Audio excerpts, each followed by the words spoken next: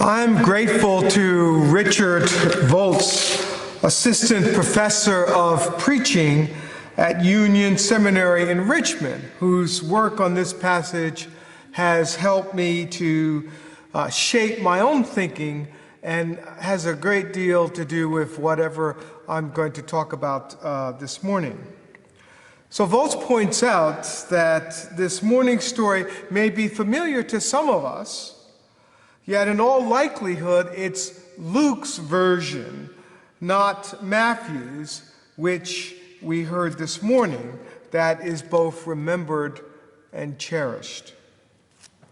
Luke's version goes something like this. Someone gave a great dinner and invited many people. And as was the custom in the Greco-Roman world, sent another invitation when the dinner was ready. But everyone who was invited began to make excuses for why they couldn't come. Someone said that they had bought a piece of land and they needed to inspect it. Another had just purchased a farm and its animals and needed to try them out. Still another person reports that he just got married and he couldn't come.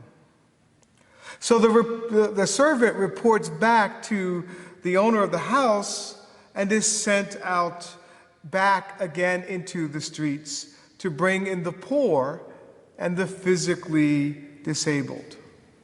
When there is still more room, after those people have come in, the servant is sent out again to get anyone and everyone to come in and fill the house for the feast. And the master simply says at the end of the story in Luke that none of those who were originally invited and who declined will taste the dinner. Well, Luke's version is likely to give us warm fuzzies. This is the version of God's realm that we like. Everybody gets a place at the table, especially those who stand on the margins, those who lack power or prestige or status. This vision is characteristic of Luke. Theologians call it Luke's great reversals. Throughout his gospel, he has a number of these. The last shall be first, and the first shall be last, etc., etc. However, this morning we heard Matthew's version of this story, and let's just say that Matthew's version of the story is shockingly and even embarrassingly different. Matthew's version of this story jars us. It jolts us out of our glazed over state of this familiar story. How can this parable be? What started out innocent enough as a dinner invitation to a wedding feast has suddenly turned into an episode of Game of Thrones. Hardly anyone comes away unscathed, even those with the purest of intentions. In Matthew's version, the wedding banquet invitation goes out from the king. When everything is ready, the servants go out and issue the second invitation. And then it starts. Some make fun of the invitation and go away. The rest take hold of the servants and literally kill the messengers. And so in retaliation, the king sends troops, destroys the murderers, and decides to burn the city to the ground. And then comes the third invitation to anyone who might be left, good and bad. Matthew says the wedding halls swell with great souls. Whew. That's a relief. It's over. Well, not really. Not just yet. Jesus isn't finished in this telling. That's not all, because apparently someone who narrowly escaped their city burning to the ground got invited to the party and got in without a wedding robe on. And the king, who clearly is not messing around today, commands the attendants to go ahead and just bind the man up and throw him into the outer darkness, where there is weeping and gnashing of teeth. To which Jesus sums this all up by saying, "For many are called, but few are chosen." Not quite the great reversal of Luke. What? Jesus? Really? Not only are we shocked, but we sit mouths open, a little horrified that this constitutes part of our sacred book, and on Jesus' lips, no less. Did Luke and Matthew not share notes well enough? Did Matthew miss the memo about proclaiming the uncomplicated wideness of God's love? Well, before we abandon Matthew's version completely, let's back up a little bit. Context is everything, as they say. In the larger scope of Matthew's story, Jesus has been in Jerusalem since chapter 21, just previous to this. And let's just say that things have gotten just the slightest bit contentious with the chief priests and the Pharisees and the elders. Jesus has come into the city in what we call the triumphal entry. He's cleansed the temple. He's cursed the fig tree. And since verse 23 of chapter 21, he's been telling parables to the chief priests, to the elders, and to the Pharisees. These are the folks who have relentlessly questioned his authority. So all that is to say, remember the original audience of this story. Jesus' story addresses people who are walking around in what might be called the blessed assurance of their privileged place before God. They are content with their religious life. They are satisfied except when their blessed assurance is challenged. Well, that's the context. What's the interpretation? Well, let me start by acknowledging that there are two important facets of interpreting this parable that lie behind what I'm going to say. And the first is working with this text as either a parable or an allegory. I think it's an allegory, by the way. Nevertheless, where you fall on this point will have at least some effect on your interpretation. And the second important consideration that is happening behind the scenes of the interpretation this morning is the historical context. The events going on with the Jews have no doubt influenced the way that Matthew tells his version of the story. So having said all of this, it is a literary approach championed by Professor Volis that has influenced much of what I have said and will say this morning. If the king in the story correlates to God, then Jesus sanctioned some pretty intense and ugly divine violence. But if we're going to take a literary route to understanding this passage, it's Let's just note how absurd all of this plays out. Let's revisit the story again as it unfolds. The second invitation goes out, and people refuse to come for various reasons. Newsflash, in a culture that revolved around honor and shame practices, where it would benefit all people who were invited to attend such a gathering, no one, absolutely no one, would refuse this invitation, especially from a king. It's unrealistic that they would refuse, much less kill the king's servants. It's absurd. And then in verse 7, while the wedding banquet sits on the table and the prime rib is getting cold, the king sends out the army and burns the entire city to the ground. Do you think that that might have taken more than 15 to 30 minutes? And yet he still has time in this story to send out another invitation to on the exact same day. That's absurd.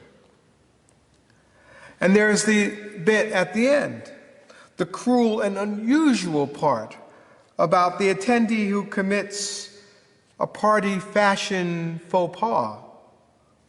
Perhaps maybe, just maybe, all his things had burned up in that great city fire that just happened 15 minutes ago. So the punishment doesn't fit the crime. He's thrown out into the darkness because he doesn't have on the right apparel. You see what I mean?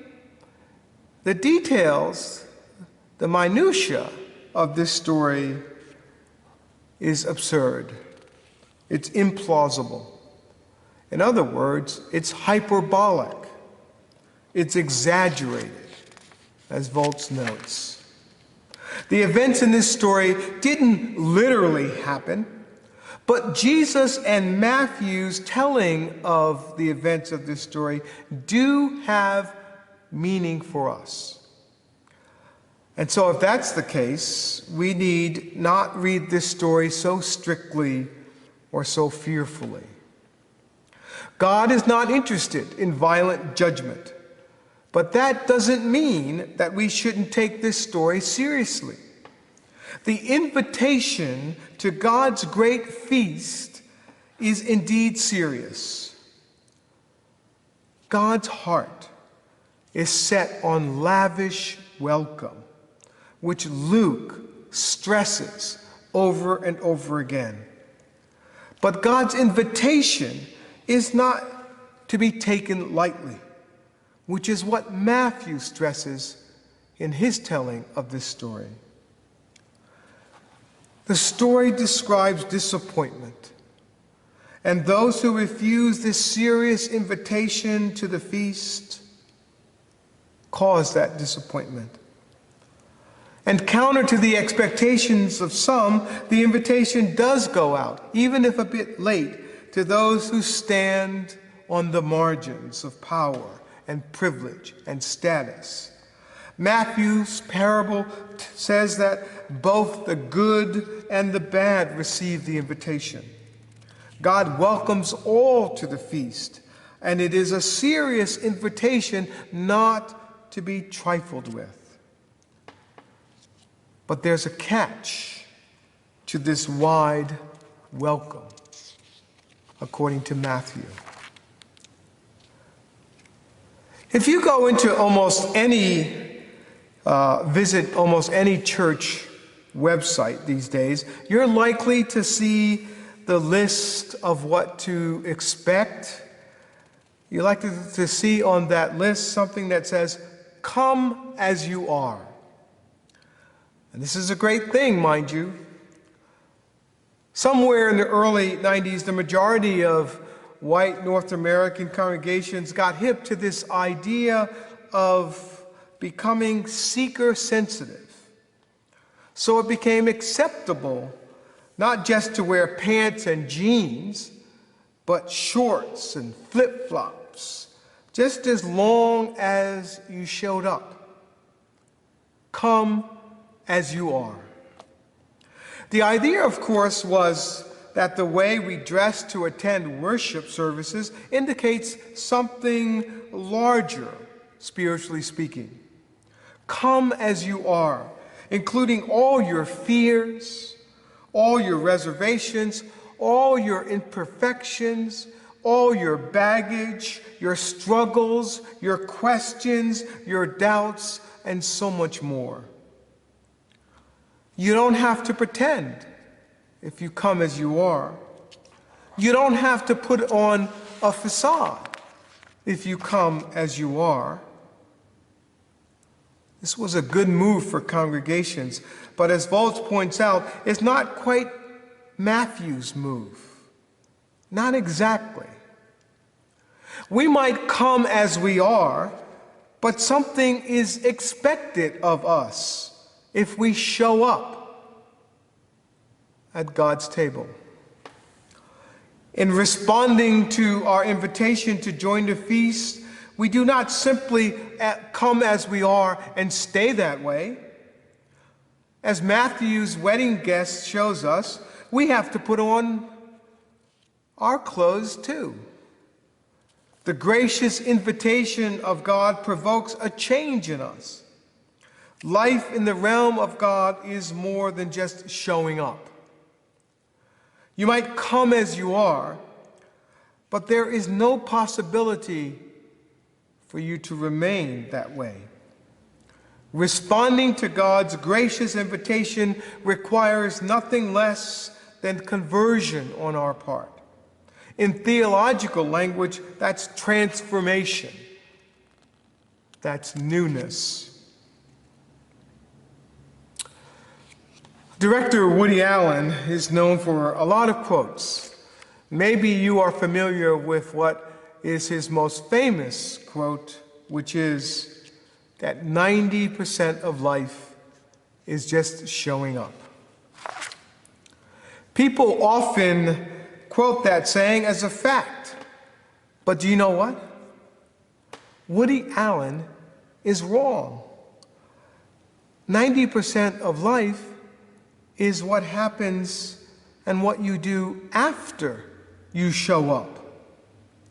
Ask yourself, why has this quote become so ubiquitous?